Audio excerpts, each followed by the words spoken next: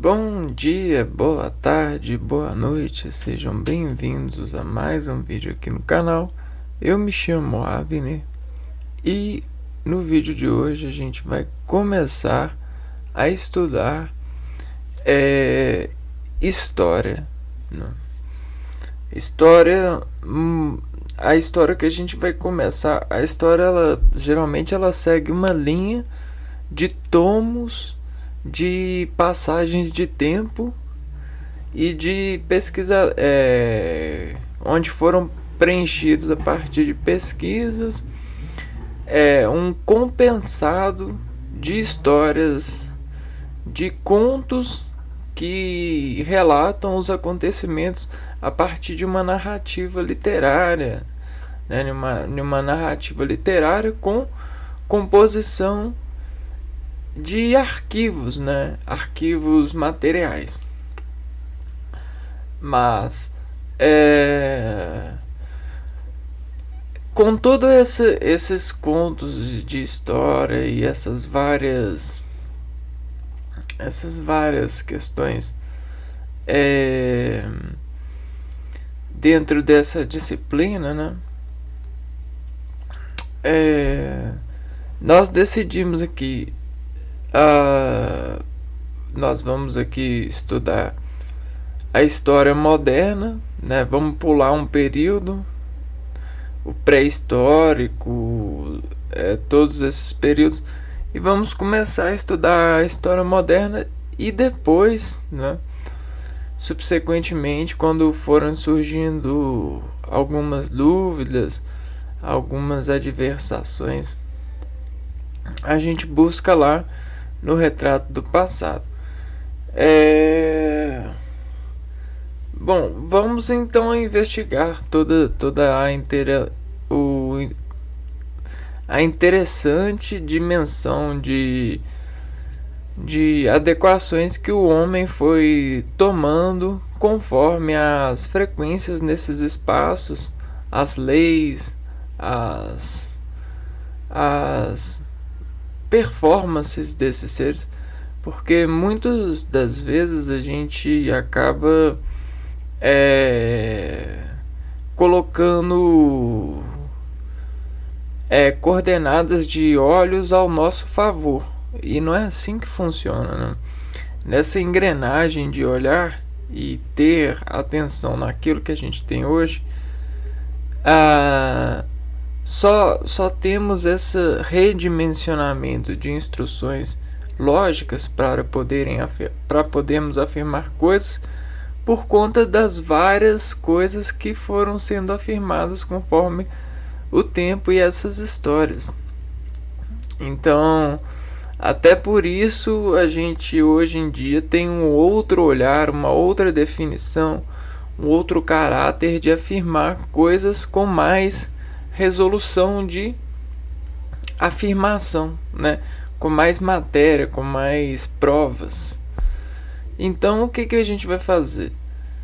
Vamos provar algumas coisas, né? Alguns movimentos do passado, e vamos nos ajeitar aqui com essas provas, com esses conhecimentos, com essas dimensões de pensamentos.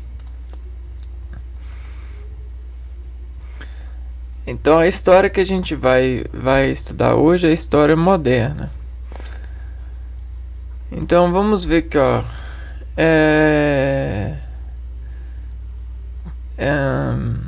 Linha do tempo e história.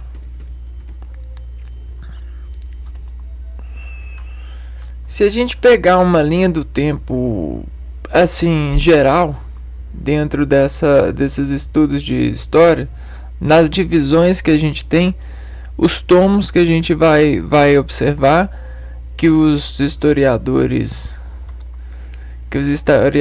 utilizam, é esse daqui, ó.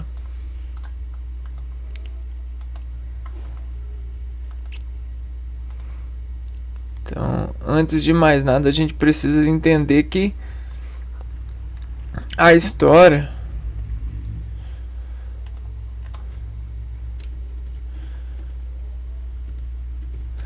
é uma delegação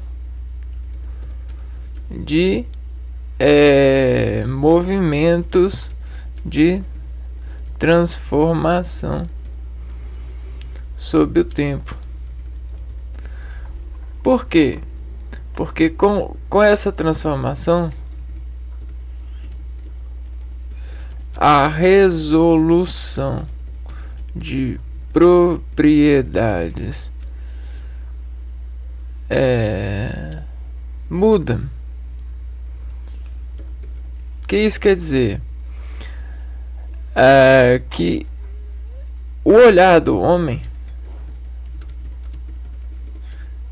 tem se provado convencido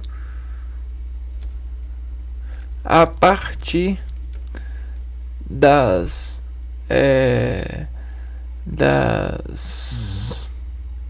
histórias, né? Histórias registradas. Então vamos lá. O que esse registro significa? Significa a construção, né, registrada. Ou seja, nós temos a construção e a performance sendo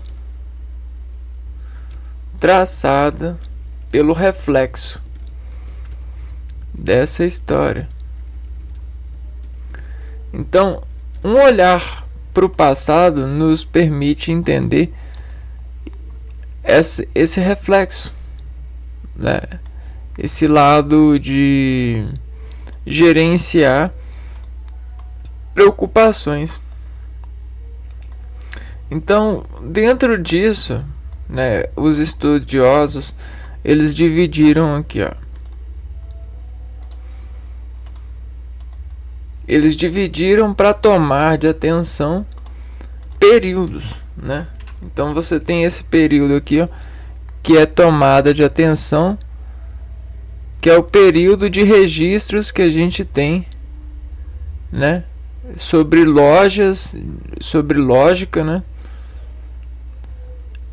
4.000 anos antes de Cristo. Porque quando Cristo nasceu, nós temos, ó, o que precisamos ter em mente? Aqui nós temos lojas de lógicas, de vestígios, de registros, de composição histórica. Então, para poder comprar nessas lojas, devemos pagar com provas de tempo. O que isso quer dizer? Quer dizer que se eu sei saber o que o ambiente muda em função do tempo, em uma forma de registrar, e eu aprendo a contar, eu consigo utilizar escala de tempo para supor, sob lógica, que algum objeto era do tempo X sob contagem humana de tempo.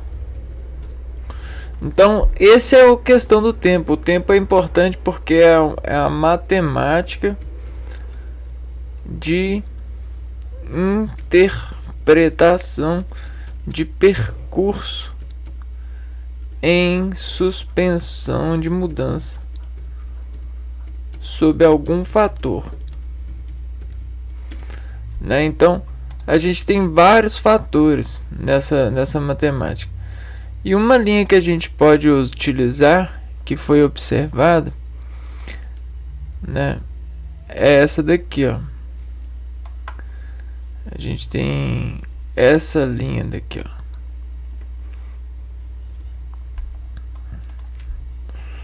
linha de crescimento vegetativo, né?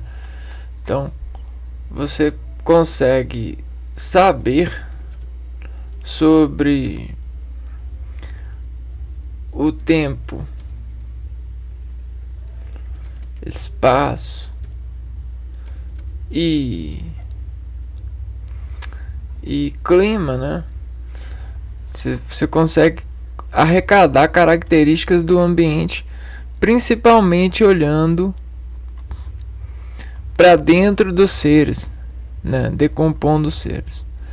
E assim como a decomposição de uma espécie nativa, de um terreno, nos mostra as linhas que, sobre lógica, a gente consegue interpretar o que aconteceu, os seres humanos,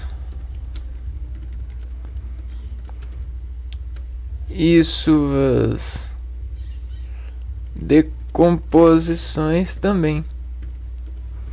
Só que o homem, ele não modifica assim ao longo do tempo. O homem, ele se modifica sobre operação social. Então, o homem social possui vários grupos de pontuar sua relação. E aí nesses grupos a gente tem a religião, o trabalho. E aí nesses grupos, no trabalho, na família, nesses grupos, nessas linhas, conforme as linhas das árvores a gente viu, nessas linhas de composição do homem em modificação por relação, o que acontece? A gente começa a nascer várias religiões, e isso tudo é história e mudança que confere algum valor. Trabalho, vários trabalhos, porque antes a gente só tinha agricultura, a caça, depois veio a agricultura, depois veio a metalurgia, depois veio a domesticação de gado, né, isso lá na agricultura, e depois veio a fábrica. E aí na família a gente tinha um tipo de família que foi crescendo. Então esse mesmo crescimento aqui, ó, está coordenadologicamente com esses crescimentos das plantas, onde a gente observa aqui, ó, né? Existe um nome para isso, chama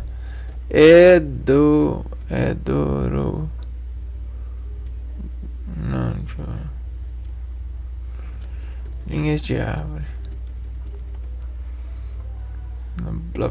de hemograma, não, de crescimento, não. Os anéis de crescimento são círculos observados no xilema.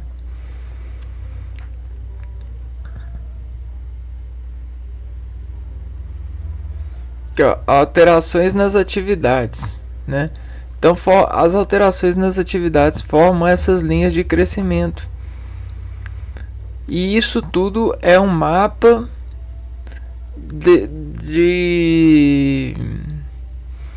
de câmbio vascular, né? E esse câmbio vascular está para o clima, que a gente tem na lógica, a fotossíntese e tal. Então a fotossíntese e a lógica do homem, né, pegando essa coordenada lógica, vai ser as estratégias sociais, né? A fotossíntese do homem é a arquivadoria Não, é a estratégia do homem, a fotossíntese do homem. É a estratégia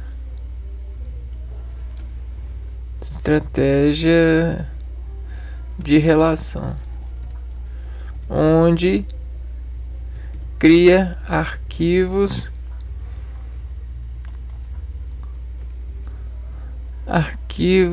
de comprovação. E aí esses arquivos de comprovação vão tudo para o museu, para as academias. E aí eles são analisados e formam a linha do tempo histórico. Então a gente tem essa computação de tempo a partir dessa performance aqui, ó. Dessas performances, né? E aí a gente forma a história, né? Então nós estamos navegando na história moderna, a linha da história, dessa história. E aí a gente observando nesse quadro aqui, ó, a gente tem a Idade Antiga, a Idade Média e a Idade Moderna e a Idade Contemporânea. Então, nessa linha,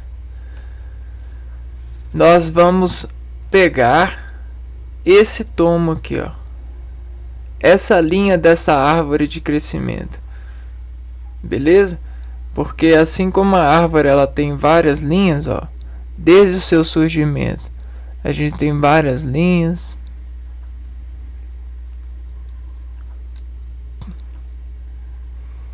né? E aí a gente tem o crescimento do centro para a extremidade, né? A gente achou um centro, e o centro para nós é aonde a gente consegue conhecer. Esse é o centro aqui, ó. Então a idade aqui, ó, a Idade Antiga a gente já conhece, né? A Idade Média é outras linhas, né? Então é como se aqui a gente tivesse várias linhas e tal. E essa fosse a árvore da história. Beleza? E aí que continua. E aí o que a gente vai fazer agora? A gente já tem até essa linha aqui, ó. A gente já tem até essa linha. A idade contemporânea, que é o que a gente vive atualmente dentro desse relato histórico. A gente já está nessa idade contemporânea. Só que a gente vai pegar essa daqui, ó.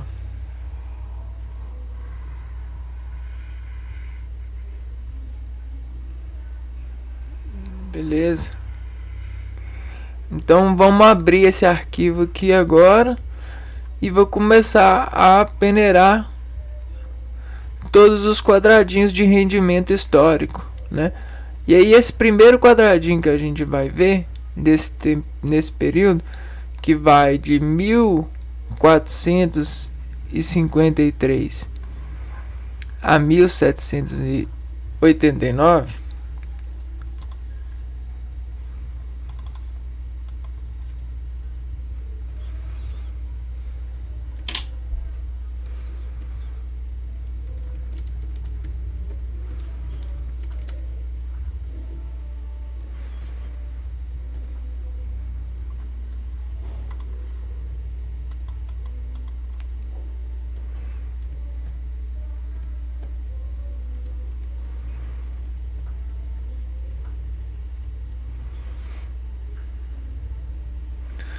eu acho que é a época da Revolução Francesa, né? Então o nosso destino começa aqui nesse caso, né?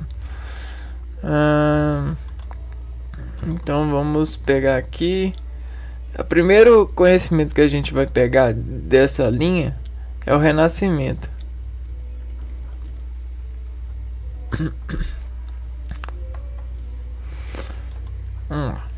Renascimento, características e contexto histórico.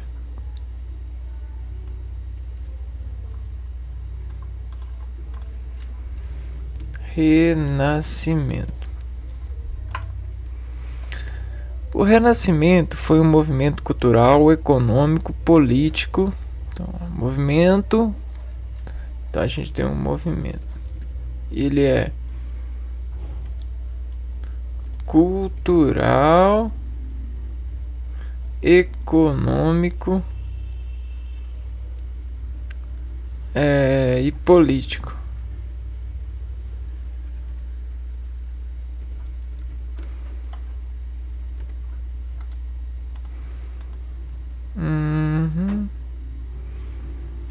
Surgido na Itália no século XIV e se estendeu até o século XVII por toda a Europa.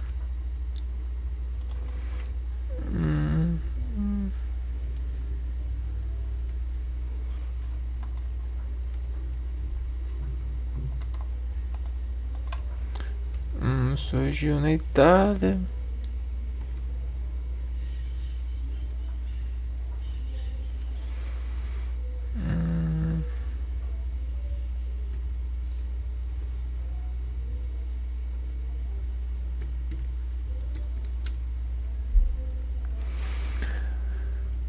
Século Itália. Século XIV a 17, né?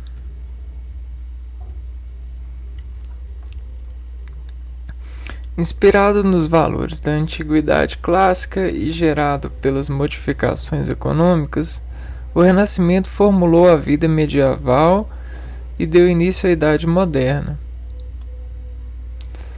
Então, olha só. O Renascimento reformulou a vida medieval e deu início à Idade Moderna. Reformulou a vida medieval e deu início à Idade Moderna. Então, vida medieval. Vamos dar um link aqui, ó.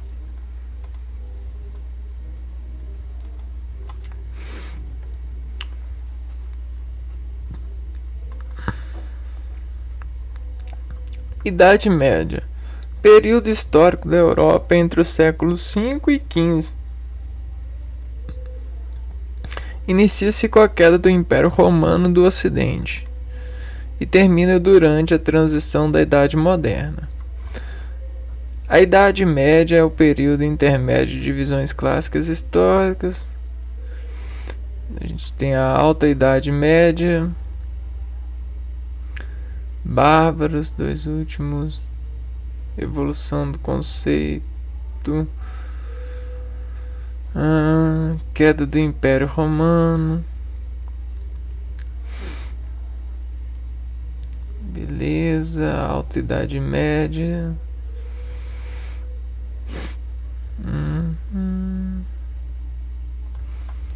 vamos ver aqui, vamos pegar um resumo de Idade Média. Idade Média ficou marcada pelo feudalismo, pela influência da Igreja e pelas cruzadas e Inquisição. Encerrou-se com a crise do século XIV e a expansão marítima.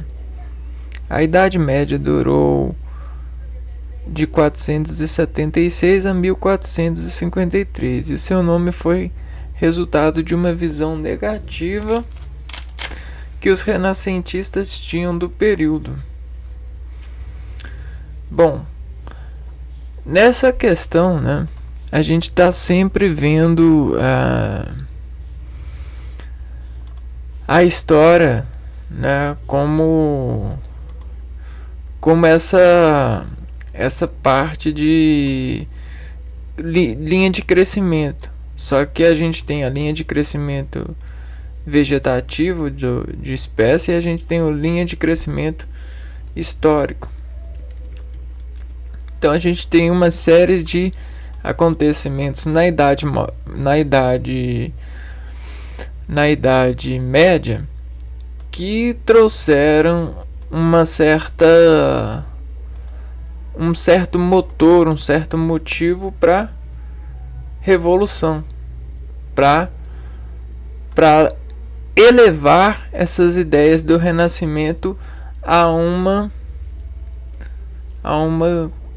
verdade mais seguida. Então, o que acontece? Sempre um ideal de renovação, ele quer influência, né? Sempre quer seguidores. Então, nesse renascimento, o que começa a aparecer? Lá na baixa, né? Acho que é no final da Idade Média, começam a aparecer pessoas que se dizem renascentistas, mas não no sentido lógico dessa palavra que a gente vê, mas no sentido moral e no sentido das revelações, né? Das revelações de trabalho, de marcas, né? Dentro dessas esferas aqui, ó, trabalho, religião e família,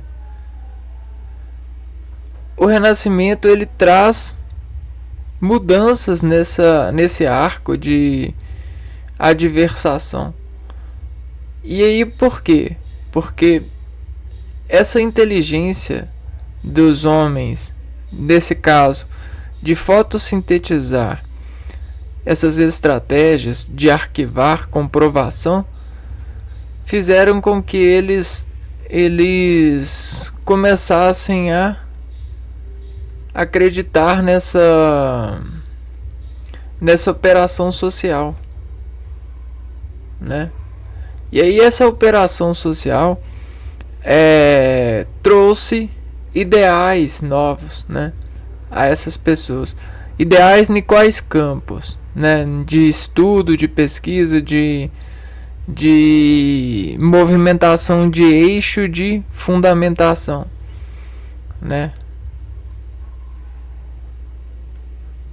Então você tem esse arco de eixo de movimentação e a mudança no sentido cultural, econômico e político. Perfeito. E é isso, né? Vamos lá, vamos continuar lendo aqui, ó. A origem do Renascimento, conceitos, mudanças e cidades renascentistas.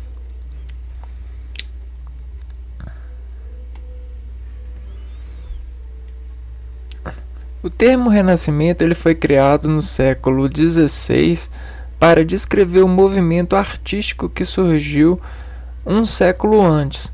Posteriormente, acabou designando as mudanças econômicas e políticas do período. Também, e é muito contestado hoje em dia.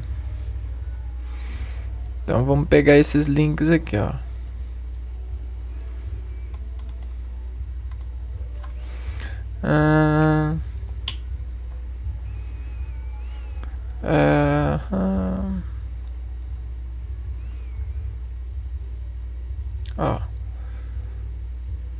Artístico, movimento artístico.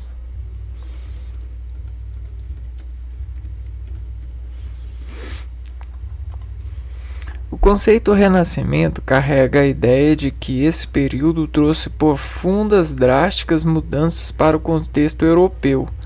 Então, vamos pôr aqui, ó, mudanças. Mudanças são sempre na história, mudanças são negativas, né? Porque elas começam de um zero, né? De um zero cognitivo. Porém, apesar de ter sido um momento de alterações consideráveis para o velho continente, então, ó, momento de alterações consideráveis, não houve uma total ruptura com características existentes na Idade Média. Obviamente, nada pode ter tanta ruptura assim, né? Olha só. Mudanças, né? O artista, o lado artístico, ele é um observador E para toda observação que ele tem, ele busca pontos de fundamentação. E desse ponto de fundamentação, ele tenta colocar-se elevado aos pontos circundantes de uma receita. E aí esses pontos circundantes dessa receita são os pontos que circundavam o ideário da Idade Média, né? Do artista, da personalidade do ser, da utilização econômica, social e política, cultural e política. Então vamos dizer que isso aqui é a média. E o artista que está morando aqui, ó, ele está suspirando isso aqui.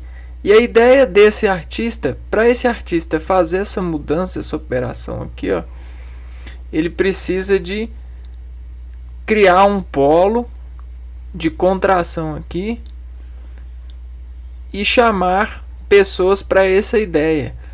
E aí elas vão viver aqui, mas elas vão ficar desordenadas por essa ideia. E essa ideia vai nascendo até que acontece a revolução e o movimento começa a levar pessoas para esse eixo aqui, ó. E aí isso é mudança, né? Você pega a média e leva para moderna. Então isso acontece aos poucos, né? Aos poucos as pessoas elas vão se enganchando. Elas estão no mesmo espaço. Esse aqui é esse. Só que elas estão mudando no sentido nesse sentido artístico, né? De levar em consideração os seus quadros cultural, econômico e político para essa marginalização de mudança, né? Então, e aí muitos no começo eles consideravam arriscados, sempre é isso, sempre tem as ideias negativas, até que começam a fazer o fluxo. E aí esse fluxo ele vai aumentando, ó, ele vai escalando. E aí quando pensa que não, você tem todos aderindo, ou a maioria, né, com o passar do tempo. Afinal, mesmo considerando as mudanças urbanas e no comércio, as cidades nunca desapareceram totalmente, e os povos não deixaram de comercializar entre si, nem de usar moeda. Houve sim uma diminuição dessas atividades durante a Idade Média. Então, enquanto ainda era Idade Média, algumas coisas elas foram diminuindo, né? Essa cultura da Idade Média aqui, ó, com o surgimento, né, lá em meados de 1400 e pouco, eles foram diminuindo essas realizações e foram considerando as realizações modernas, né? Então aqui, ó, então elas não as cidades nunca desapareceram, os povos não deixaram de comercializar entre si e nem de usar moeda, mas houve sim uma diminuição dessas atividades. Observamos, porém, que na Península Itálica, várias cidades como Veneza, Gênova, Florença, Roma, dentre outras, se beneficiaram do comércio com o Oriente. Então, olha só. Comércio com o Oriente.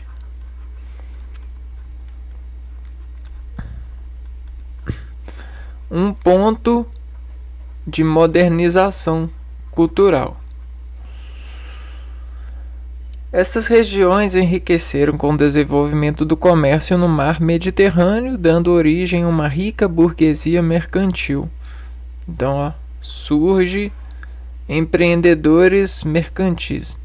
A fim de se afirmarem socialmente, esses comerciantes patrocinavam artistas e escritores, uma prática chamada de mecenato, que inaugurou uma forma de fazer arte. Então, você tem um tal do o mecenato,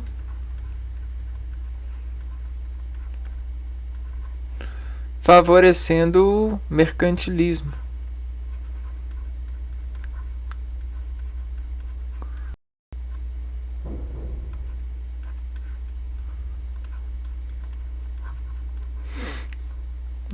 Melhorar a imagem desses processadores de mar. A igreja e nobreza também foram mecenas de artistas como Michelangelo e Domenico Ghirlandaio, Pietro della Francesa, entre muitos outros.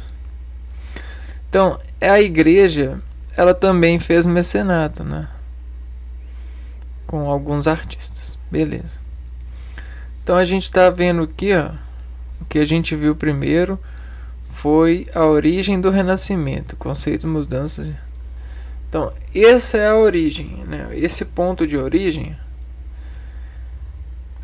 a gente pode ver que a origem, ela primeiro foi uma ideia, né? Foi uma ideia que partiu de uma revolução com bases mercantilísticas e artísticas também, né?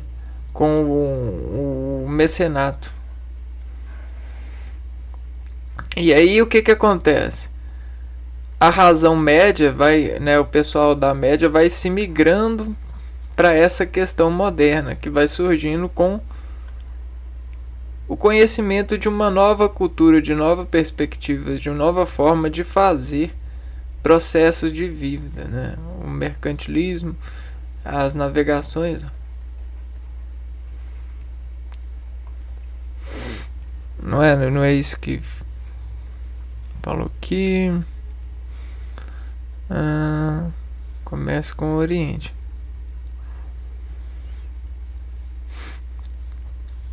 Então todas essas trocas, né? Nós temos uma função comercial que é o seguinte: tudo que a gente troca, toda troca a gente tenta extrair mais desse elemento ganhado, do elemento conquistado. Como pesquisador, né?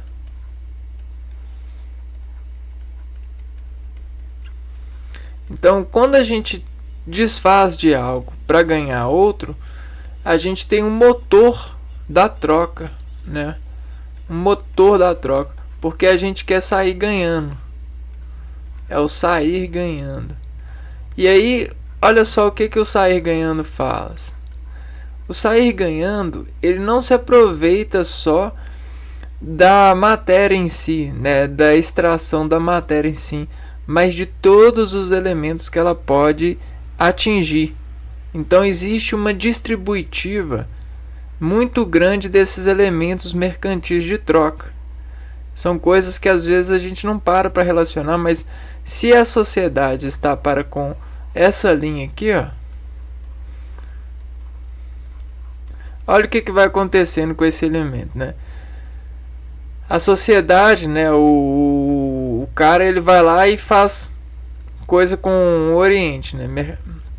Mercantilismo com o mercantilismo surge e o mecenato surge. O comércio com o Oriente e o mercenato. E aí o que acontece? Não vem só produtos, vem ideias, né? E aí esses produtos eles vão sendo transpassados, e as ideias transpassadas, e depois o que acontece? Isso tudo vira uma teia de costura. As ideias vão se translaçando e transladando até que elas ganhem dimensões a ponto de fazer toda a onda de mudança na sociedade a partir das perspectivas novas que funcionaram nesses motores, né? Nesses seres, nesses agentes vivos, sobre essas ideias. E que ideias a gente está falando? Ideias artísticas, não só artísticas,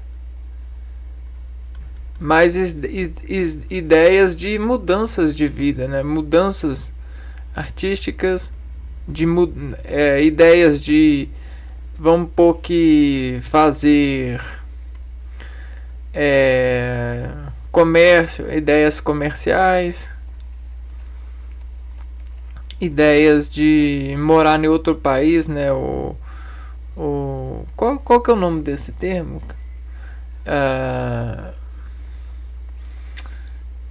Imigrar, ideias de imigração.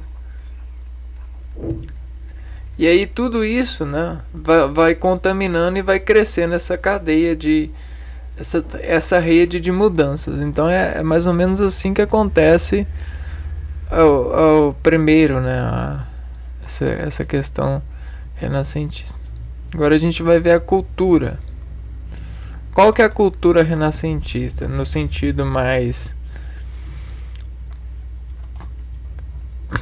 destacado? Existem 5 características marcantes na cultura renascentista: racionalismo, cientificismo, individualismo, antropocentrismo e classicismo. O racionalismo é a razão. A razão era o único caminho para se chegar ao conhecimento. Tudo poderia ser explicado pela razão e pela ciência. Então, racionalismo.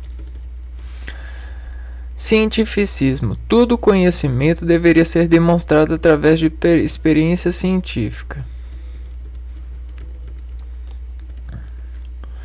Individualismo. O ser humano buscava afirmar sua própria personalidade, mostrar seus talentos, atingir a fama e satisfazer suas ambições através da concepção de que o direito individual estava acima do direito coletivo.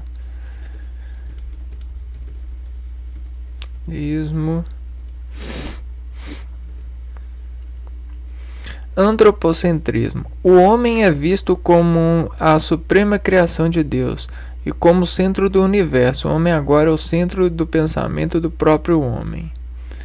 Então, antropocentrismo. Classicismo. Os artistas buscam sua inspiração na antiguidade clássica grego-romana para fazer suas obras.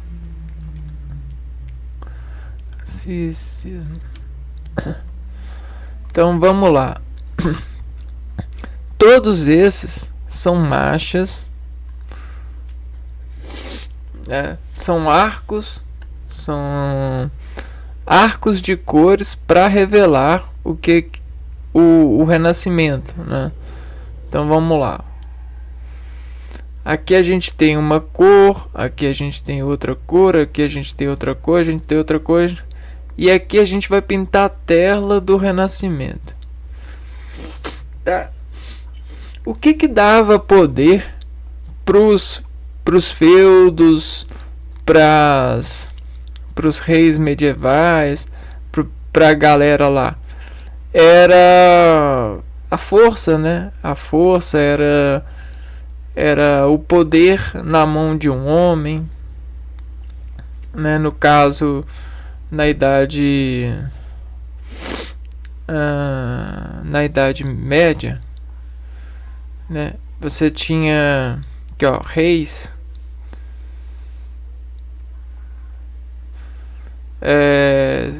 tinha o clero, a nobreza, camponeses e servos. E aí o servo, o camponês, a nobreza nunca poderia atingir um lugar do clero, né? Então o que acontece? Com essas transformações, esses ideários e essas observações ganhando motor, você começa a ter demonstrações de razão.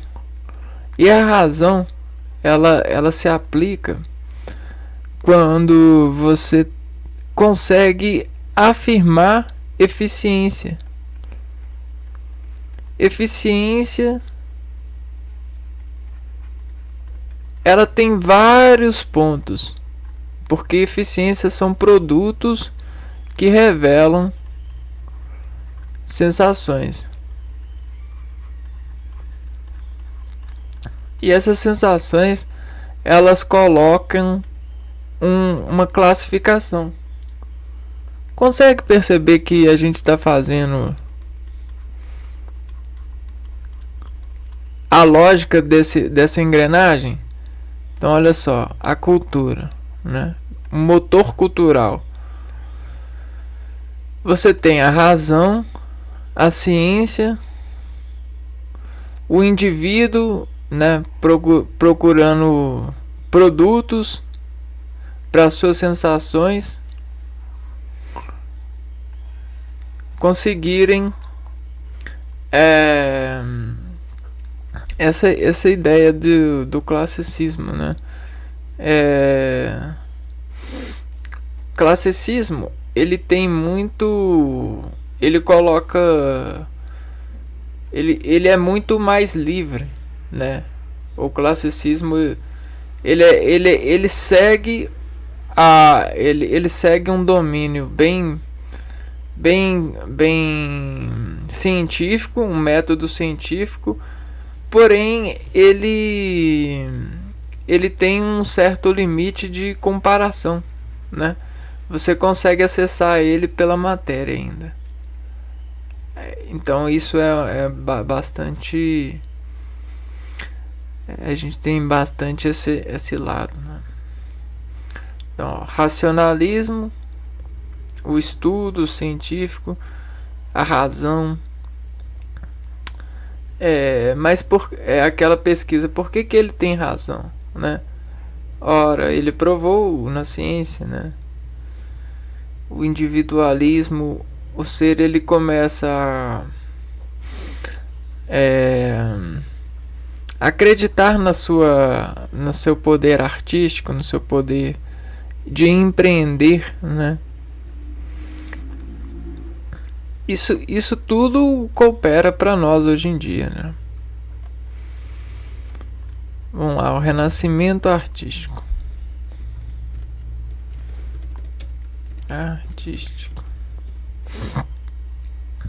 Os principais artistas do Renascimento foram Leonardo da Vinci, matemático, físico, anatomista, inventor, arquiteto, escultor e pintor. Ele foi o estereótipo do homem renascentista que domina várias ciências. Essas características chamamos de universalismo. Por isso é considerado um gênio absoluto. A Mona Lisa e a Última Ceia são suas obras-primas. Sabe o que acontece?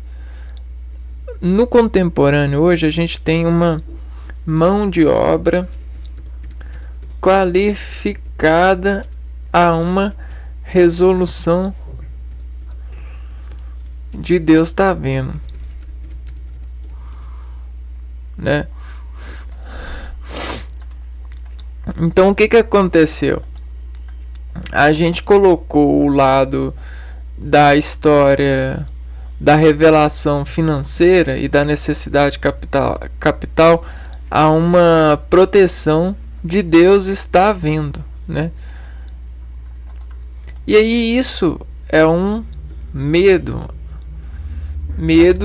de sobreimposição em algum ambiente fechado em negócio, né? A gente tem esse medo instalado.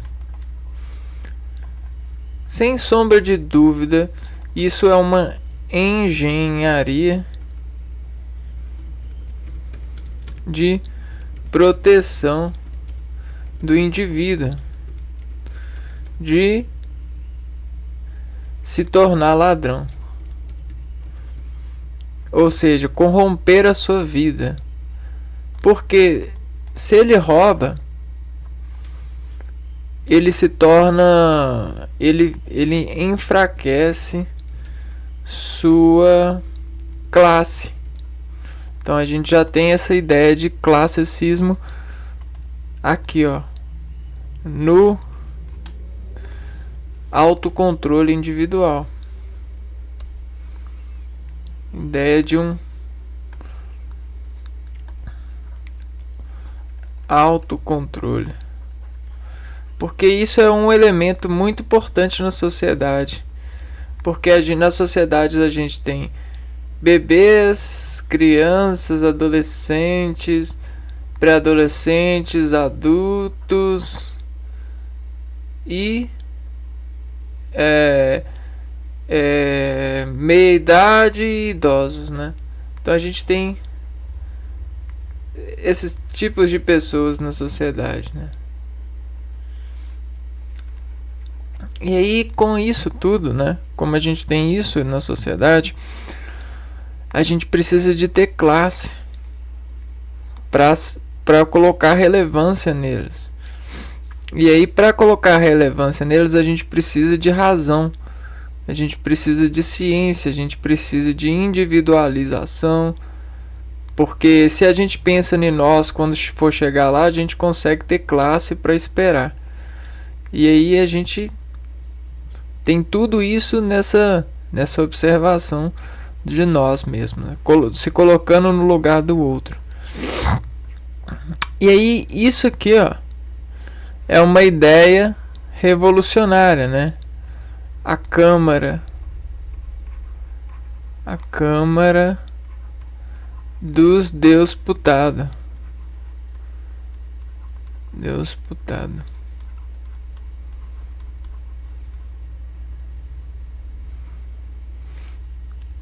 Porque isso consegue conferir trauma em possíveis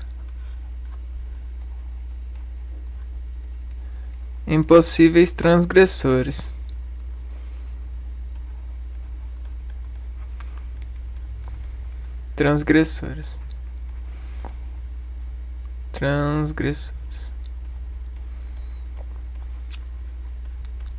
Da paz. Mas que paz é essa? É a paz que a média quer, né? A média quer. Então a média, ela precisa de pesquisar que paz que ela quer. Então a gente tem hoje sistemas de média procurando qual que é a paz que ela quer para tratar as pessoas que são contra essa paz. Beleza?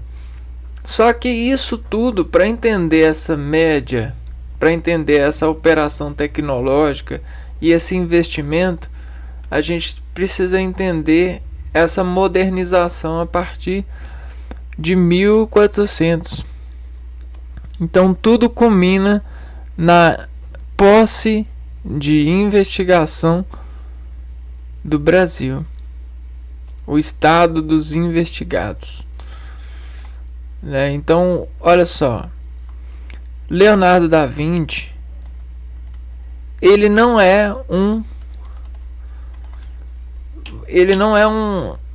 tem apenas uma especialização para ser cobrado, né? Ele possui uma vasta especialização. Por quê? Naquela idade sempre se é assim, né? Se você é bom em algo, esse bom, ele é de servido a todos os algos, porque todos os algos são sistemas.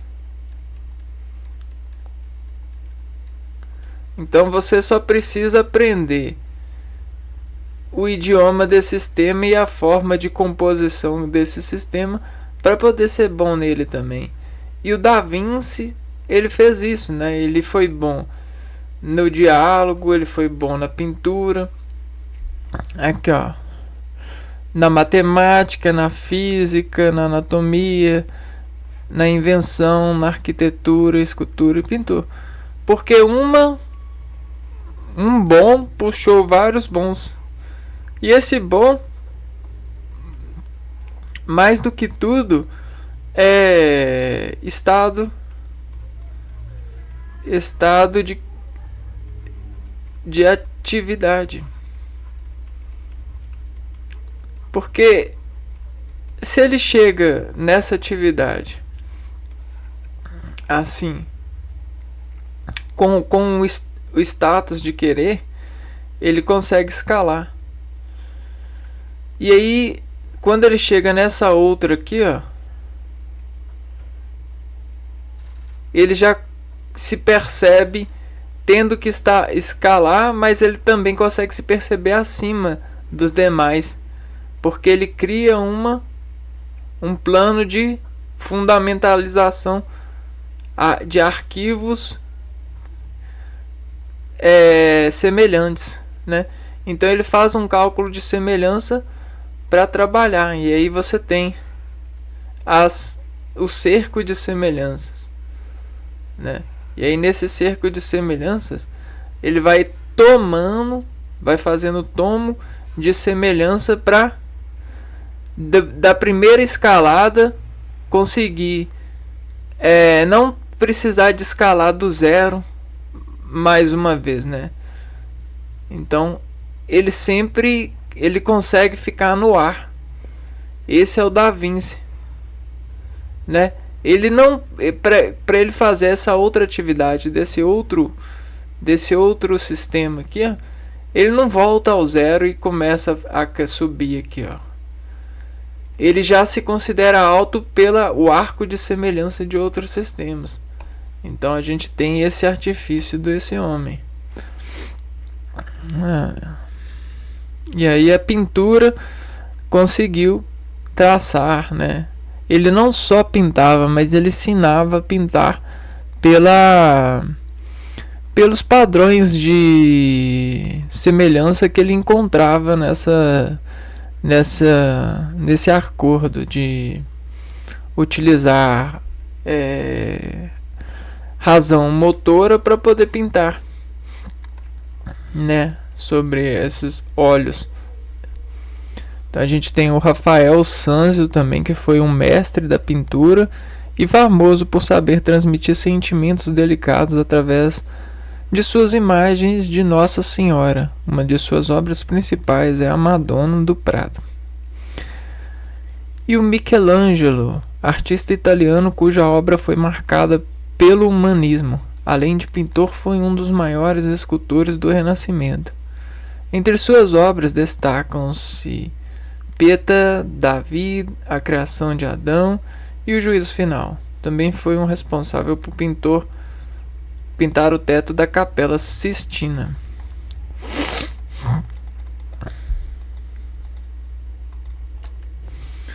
Bom, tudo isso é muito bom, né, no sentido do conhecimento. E o conhecimento é algo que os renascentistas estavam à procura. Naquela época não tinha muita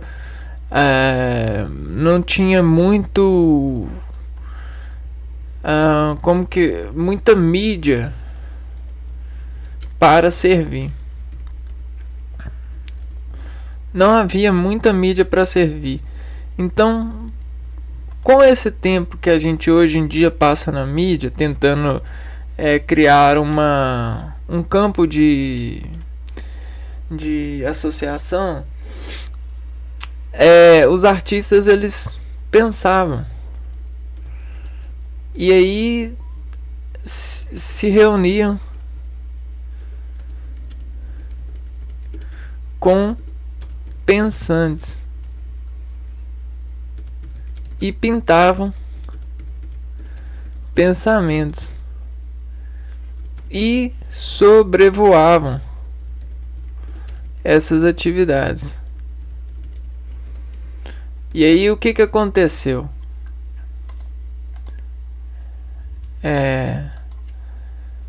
Ao sobrevoar essas atividades, eles conseguiram ir além dos pensamentos. E aos poucos eles foram desenvolvendo pensamentos. Eles foram ir além dos pensamentos. Eles foram desenvolvendo sociedades de sobrevoar pensamentos. Nesse sentido aqui, ó, né, da especialização. Então, a compartilhação formou agentes em empreendedorismo do conhecimento. Então entendia-se que o conhecimento, compartilhação. Então o conhecimento, ele é redimensionado por redefinições. E quando a gente pratica confissão,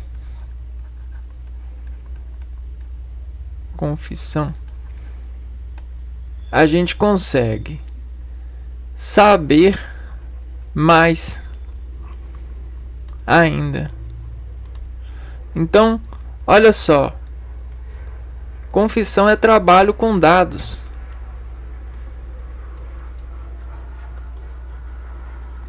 Dados da alma.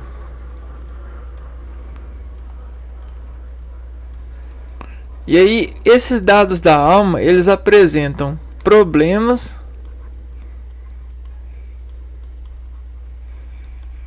e os inventores buscam soluções. Ou os impintores.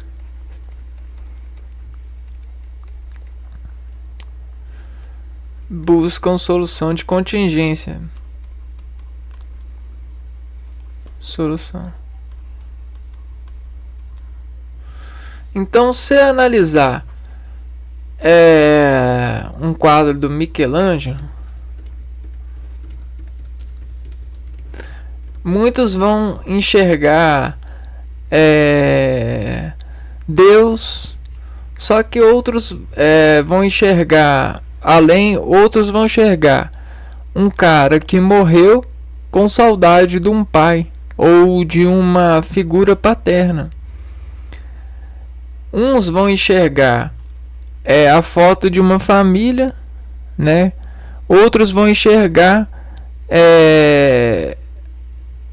uma certa estrutura imagética para prender o ser no equilíbrio da sua família e conter o sentimento dele de não trair a família, de não abandonar a família, né? Então, uns vão enxergar um paraíso, outros vão enxergar uma imagem da alma, né? De algumas almas ou de alguns desejos subliminares. Por que isso? Isso é um hidratante de mente, é um hidratante de um medo que existe no próprio ser, né? Eu tenho medo de bater na minha esposa, né? Porque às vezes ela me deixa com o nervo à flor da pele. Eu utilizo, às vezes eu perco a vontade de fazer isso e aí eu sou levado a fazer isso. Então tem essa decomposição artística para poder tratar os seres dentro das suas confissões de dados, né? Entende? Então a mídia, para servir, ela tem essa pauta. E aí ela encontra a média da paz, de conter a paz, média da paz, que enterra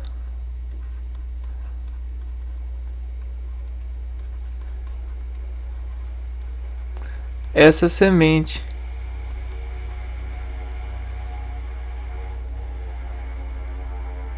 Beleza?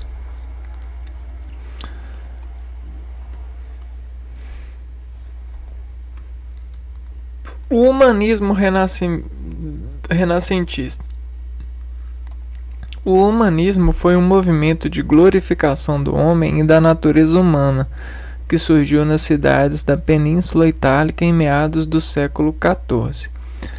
O homem, a obra mais perfeita do Criador, seria capaz de compreender, modificar e até dominar a natureza. Por isso, os humanistas buscavam interpretar o cristianismo utilizando escritos de autores da antiguidade como Platão.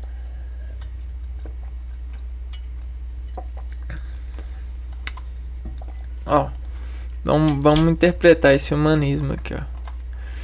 O humanismo. Sabe o que o humanismo começa a fazer?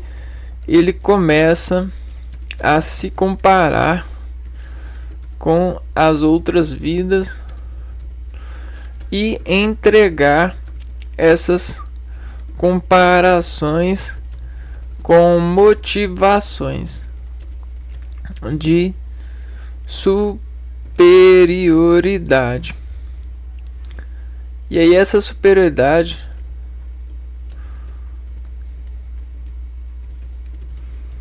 chama foco de atenção para ser levada em conta de trabalho. Então olha só, a religião não perdeu importância, mas passou a ser muito questionada.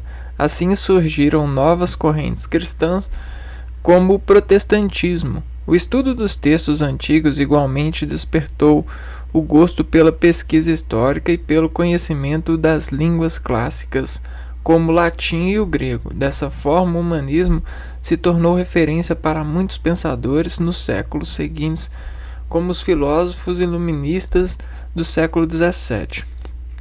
Então, olha só, toda essa pesquisa para acordar a religião dentro dessa utilidade antiga mostrou muita composição para os seres. O que isso quer dizer? Quer dizer que ao interpretar um cristianismo, né, quando começamos a interpretar a invenção, nós assumimos conduções de criação, né? Então, já que a gente interpreta e consegue ver da onde que partiu, a gente consegue criar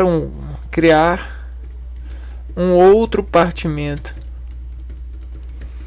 uma outra partida de particularidade. Se o lado do humanismo, ele entende-se que por espécie todos os homens conseguem particularidade por ser homem, né? Se a gente encontra uma partida, a gente encontra uma ação. E dessa ação a gente encontra uma reação e os decaimentos dessa reação. Não é mesmo? E é isso que aconteceu. Para você entender mais a criação do catolicismo ou do cristianismo, você precisaria criar um outro ponto de partida para poder entender e ver se consegue, né, gerenciar esse entendimento a partir desse outro foco. E aí você tem um centro e um descentro. E aí essa descentralização do cristianismo ela tem um motivo, né? Um motivo da pesquisa de contração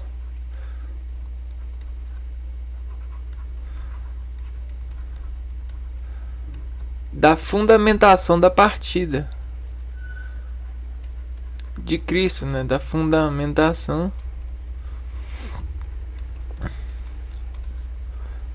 da partícula, da partida, né? Desse ponto. Então, tá vendo o que é a retomada? A retomada, ela faz desescalação a partir de uma recriação de escala ou de um elemento de descontrair esse ponto nessa escala, né? Então, isso se chama na academia de síntese, né? Experimento. E como a Grécia, ela tinha muito desses experimentos, o Renascimento ele quis mostrar que a religião é um experimento, né? É uma síntese para elevar a relação do homem a uma ampliação e conseguiram, né? A um comportamento.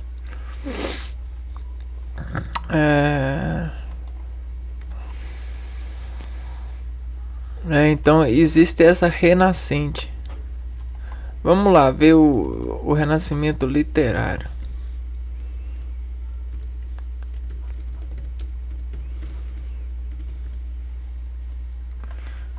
Nascimento, corrente literária. O Renascimento deu origem a grandes gênios da literatura, entre eles Dante Alighieri, escritor italiano e autor de grande poema Divina Comédia; Maquiavel, autor de O Príncipe, obra precursora da ciência política, onde o autor apresenta conselhos aos governadores da época; Shakespeare, considerado um dos maiores dramaturgos de todos os tempos, abordou em sua obra os conflitos humanos nas mais diversas dimensões pessoais, sociais, políticas. Escreveu comédias e tragédias como Romeu, Julieta, Macbeth, A Megera, Domada, Otelo e várias outras. Então, às vezes a gente tem a ideia de que um autor ele é único. Mas às vezes um autor ele é uma associação de pesquisa, né? Então a gente que é levado a um nome, esse nome é o coordenador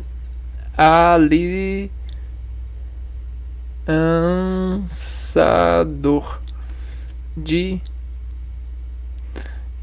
investimento. Então você pega esses nomes aqui, ó: Dante Alighieri, Maquiavel, Shakespeare, Miguel de Cervantes, Luís de Camões. Todos esses nomes, eles figurinizam sob camadas a dimensão de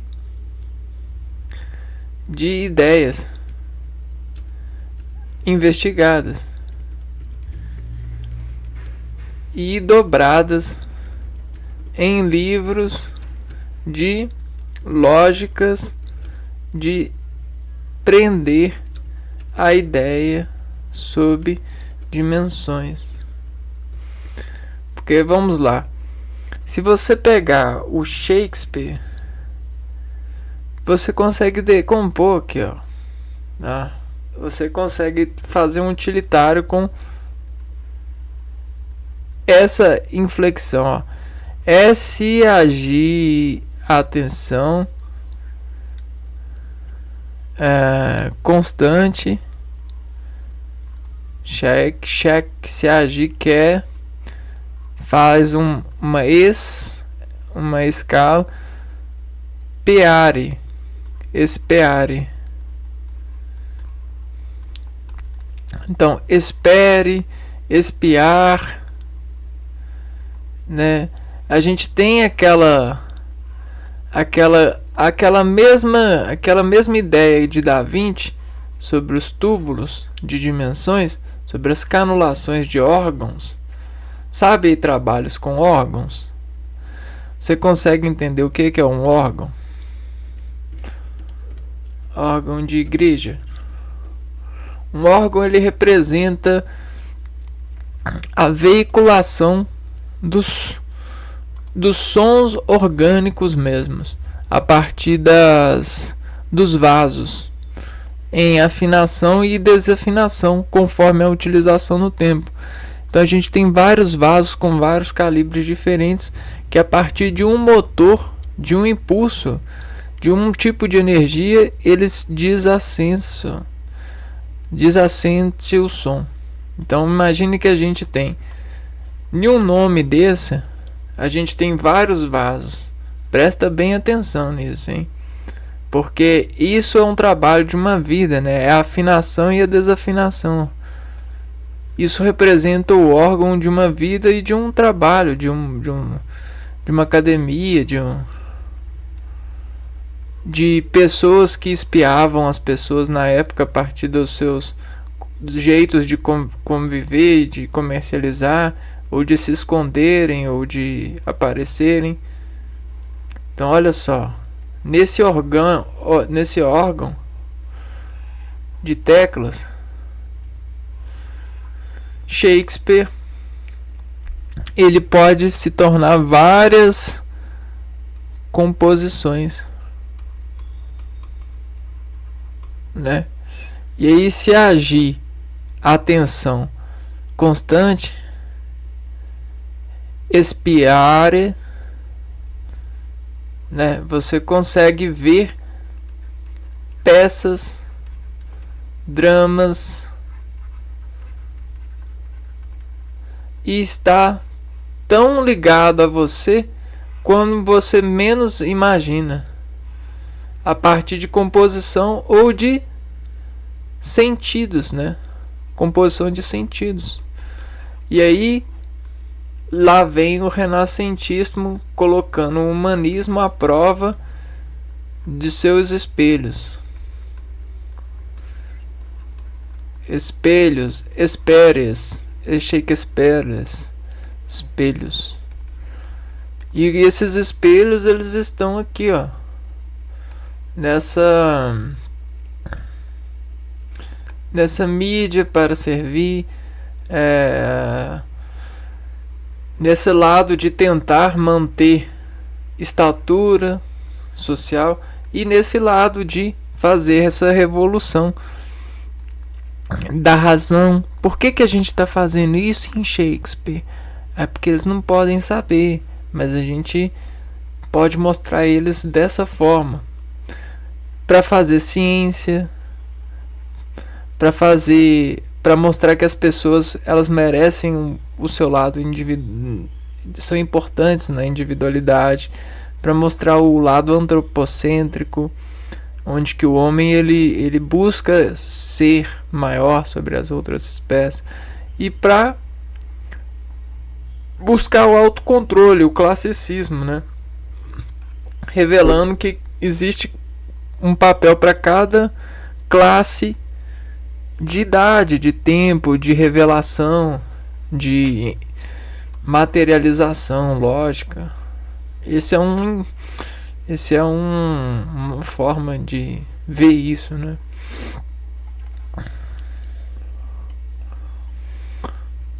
E aí essas obras têm várias questões assim, né?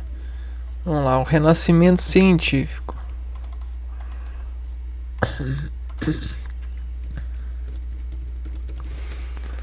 científico. O Renascimento foi marcado por importantes descobertas científicas, notadamente nos campos da astronomia, da física, da medicina, da matemática e da geografia. O polonês Nicolau Copérnico, que negou a teoria geocêntrica, defendia pela Igreja ao afirmar que a Terra não é o centro do universo, mas simplesmente um planeta que gira em torno do céu. Galileu Galilei descobriu os anéis de Saturno, as manchas solares e os satélites de Júpiter. Perseguido e ameaçado pela Igreja, Galileu foi obrigado a negar publicamente as suas ideias e descobertas. Na medicina, os conhecimentos avançaram com trabalhos e experiências sobre circulação sanguínea, métodos de cauterização e princípios gerais de anatomia. Então imagina, ó, problemas e soluções na época. Então a gente sempre tinha a espionagem sendo mostrada aos resolutores, aos organizadores da corte. E aí, quando eles entendiam que algo estava com problema, eles investigaram. E aí surge esse lado científico do homem, né? Na medicina, nas ciências de outros planetas, ou até mesmo na comunicação, dessas afirmações dos seres, né? A Terra é o centro do universo. E que universo é esse, né?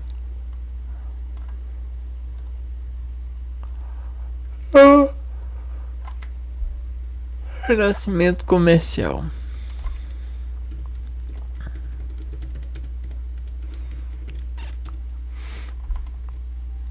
Todas essas inovações só foram possíveis graças ao crescimento comercial que houve na Idade Média.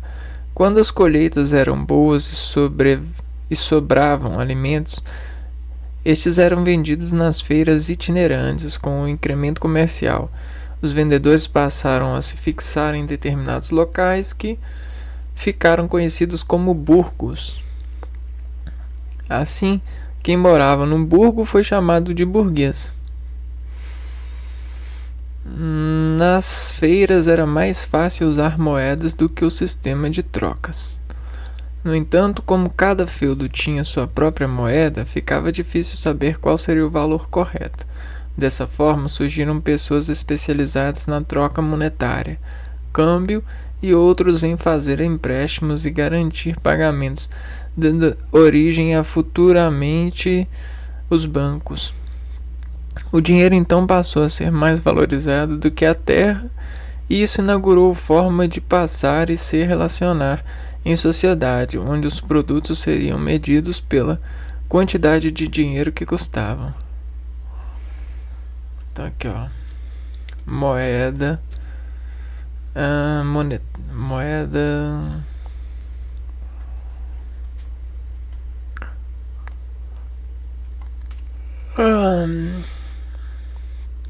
moeda comum, né? Então você tem essa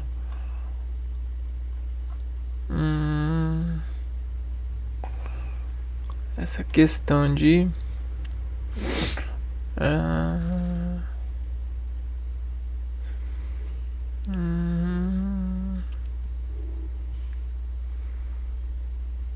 troca monetária.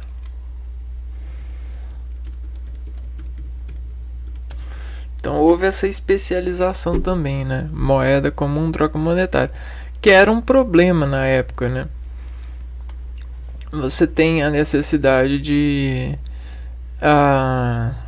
trocar, né? Fazer dinheiro para poder, né? Para poder fazer né, o valor dos seres, né? Renascimento comercial, ó. A gente precisa de valorizar as pessoas pelo trabalho. Então existe o produto do trabalho, né? Produto. Mas você vai me pagar com o quê? E aí esse produto antes era a troca de às vezes moedas do próprio feudo ou alimentos, né? Produtos agrícolas. Só que com esse lado de mecenato, né? Com o mecenato crescendo, a atividade artística cresceu.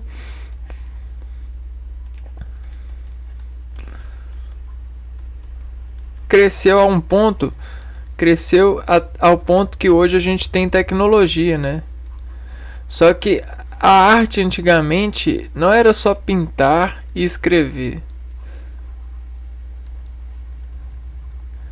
e tocar. Era muito mais, né? Você tinha artes para todos os campos, principalmente no campo da investigação, né? Podia comprar até de matar, espionar.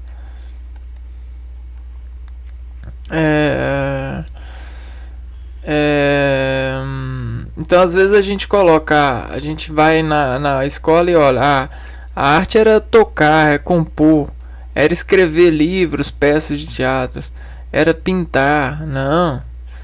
Existe várias artes nascendo, principalmente na agricultura, né? Na agricultura. E aí essa agricultura, ela foi ganhando, se consolidando.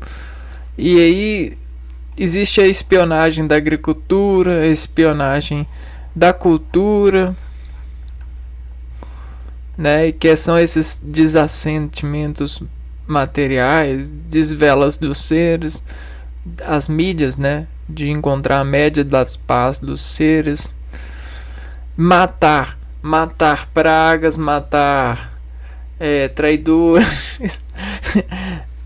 O negócio era pesado, viu?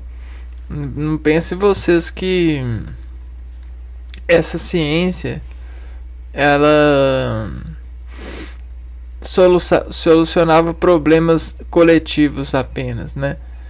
Existem vários tipos de problemas, né? Até por isso mesmo as regras existem hoje em dia. Porque antes das regras existiam várias formas de solucionar problemas e vários candidatos para isso. Por exemplo, se você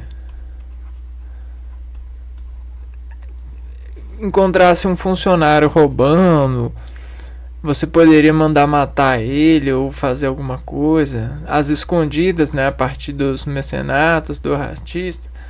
O ser humano ele gosta muito disso aqui, ó, mecenato, né? E quando ele não tem escravo para isso, ele precisa de arrumar dinheiro para poder pagar os outros, para poder renderizar esse efeito a eles, né? Esse efeito de imposição moral, esse efeito patriarcaico, não, nesse efeito pátrio, né? De pai, né? Educando um filho.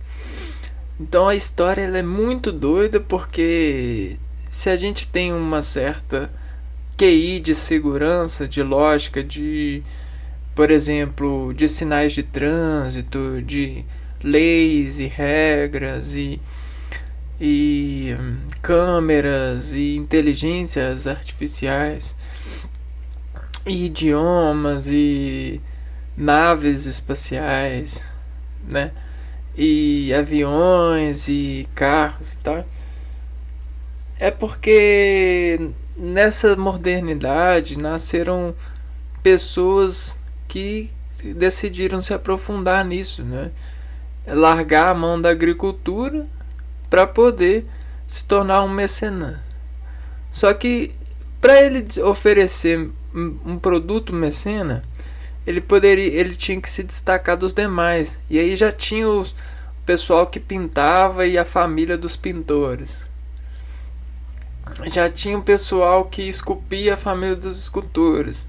Já tinha o pessoal que tocava e a família dos que tocava. Já tinha a família dos gado que... Então dentro dessa família nascia gente pensando assim, nossa, eu tô cansado de fazer isso, nossa família só sabe fazer isso. Aí as mães e o pai falam, você tá reclamando de quê? Ah, mas porque eu queria ser artista, mas eu queria ser esse tipo de artista. Eu queria espionar a vida das pessoas e contar para o pessoal os podres que elas fazem, que atrapalha a vida. Então, por que você não se torna isso? O que te impede? Você tem um poder, você não é plebeu, você não é escravo. A gente pode arrumar gente que quer esse tipo de serviço para você, mas aí você precisa de provas. E aí o camarada entregava provas e fazia. Eles tinham tempo, eles não ficavam nessa operação de se servir de Netflix, de mídia, não. Né? Eles arrumavam amigos e iam espionar, iam. Ah, você tá precisando de gente pra matar? Eu arrumo um pessoal aqui e a gente mata. Quem quer? Por que é? A troca de paz de artista, né? Consideração artística. E aí a gente sempre tem os clubes dos artistas, né? Você tá achando que essa ciência que a gente faz hoje em dia é algo assim que tem muito sentimento, que as pessoas realmente querem isso? Não, as pessoas elas querem fama, dinheiro e paz. Paz de que chegou a um status de estudante na academia, tal. Mas geralmente as pessoas elas querem fazer parte de grupos secretos com que a família pertence, querem poder, querem conseguir pagar espiões, querem conseguir, se precisar, provas espionagens. Eles querem essas coisas, né? Elas não querem ficar presas em televisões assistindo programas que foram feitos para nos colocar para dormir, não faz de conta que amanhã não tem mais e que a vida é muito boa na televisão porque tem propaganda. Não, o ser humano não é assim não. O ser humano hoje em dia ele está vivendo numa morte de consolidação de respeito por vergonha implantada. Porque o humanismo sabe que qualquer pessoa no mundo caga, chora, passa vergonha. Não tem nenhum super poderoso na televisão, não tem. Isso aí é implante de vergonha para gerar paz, para gerar uma certa crença de paz, porque a maioria das pessoas hoje no mundo são escravas, se você não nasce numa família de poderosos e você vira escravo do poder, desses poderes. Então é mais ou menos assim. Isso quem mostra é a história para nós, né? O renascentismo, a revolução, guerras. Por que existiu guerra? Né? É isso, cara. É o desejo de poder. Esse é o desejo. É o desejo de, né? Só que hoje a gente tem muito medicamento, muita contenção de vontades que quando nos pegam desvestindo uma vontade natural nos fazem ter vergonha dessa naturalidade, porque eles tentam render a natureza do homem para a natureza do espírito social apreendido pelos sangues de medicamentos criados, né? Pelas essas descobertas sanguinárias criadas por esses lados. E aí existe um tanto de retórica, né? Se a gente falar isso abertamente, eles vão falar assim, ó: que você tá reclamando? Você tá reclamando? Sabe como que era? Isso aqui, isso aqui, isso aqui, isso aqui. Só que não era isso, isso aquilo, nada, sabe? Isso aí é só um motor de motivação de contar aquilo que nem sabe como foi, porque não se é. É só um objetivo de contar buscando uma consolidação de operação de superioridade, né, de força, de privação. Mas é bom saber que tudo isso que a gente tem essas peneiras, né? E você vê assim esses lados de consideração dos seres consigo mesmos, né? Tem muita coisa que é muito errada nesse mundo, né? Principalmente no sentido da razão, das vontades dos homens, né? Levando esses lados de conquista, né? Que a educação, isso aqui é uma conquista. Ótimo, isso é ótimo. Porém, o que eu não entendo é como que a gente consegue ficar muito preso a essa necessidade de se ficar preso nesse lado aéreo de financeiro, né? E aí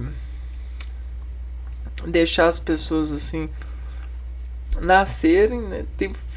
Tem muitas regras que não estão bem acertadas na sociedade e muitas